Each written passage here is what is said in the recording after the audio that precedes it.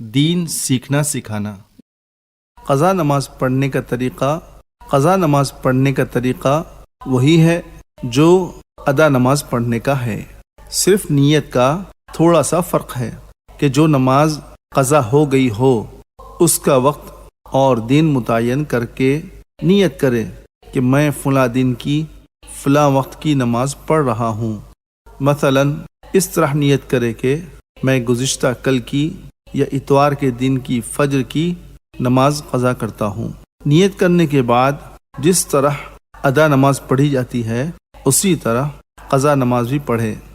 مسئلہ: اگر کسی شخص کے ذمے بہت سی نمازیں قضا ہوں اور اسے دن یاد نہ ہوں تو اس طرح نیت کرے کہ میرے ذمے جس قدر فجر کی نمازیں باقی ہیں ان میں سے پہلی فجر کی نماز پڑھتا ہوں یا ان میں سے آخری فجر کی نماز پڑھتا ہوں۔ جب بھی قضا نماز پڑھے اسی طرح نیت کرے۔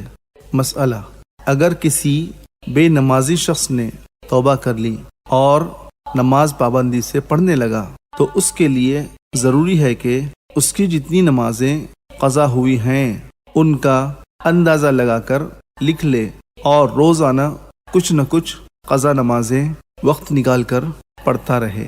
توبہ کرنے سے گناہ تو معاف ہو جاتے ہیں لیکن جو نمازیں چھوڑ دی تھیں وہ معاف نہیں ہوں گی، ان کی قضا لازم ہے۔ قضا نمازوں کو ادا کرنے کی آسان صورت یہ ہے کہ ہر فرض نماز سے پہلے یا بعد میں 1-2 وقت کی قضا نماز پڑھ لے۔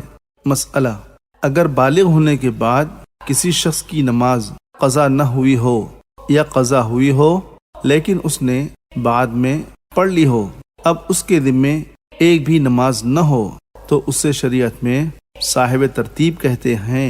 ایسے شخص کے لیے ضروری ہے کہ جب کبھی کوئی نماز قضا ہو پہلے قضا نماز پڑھے پھر ادا نماز پڑھے، لیکن جو شخص صاحب ترتیب نہ ہو اس کے لیے یہ ضروری نہیں ہے کہ پہلے قضا نماز پڑھے پھر ادا نماز پڑھے۔ البتہ بہتر یہی ہے کہ اگلی نماز سے پہلے قضا پڑھ لے، ٹال مٹول اور سستی نہ کرے۔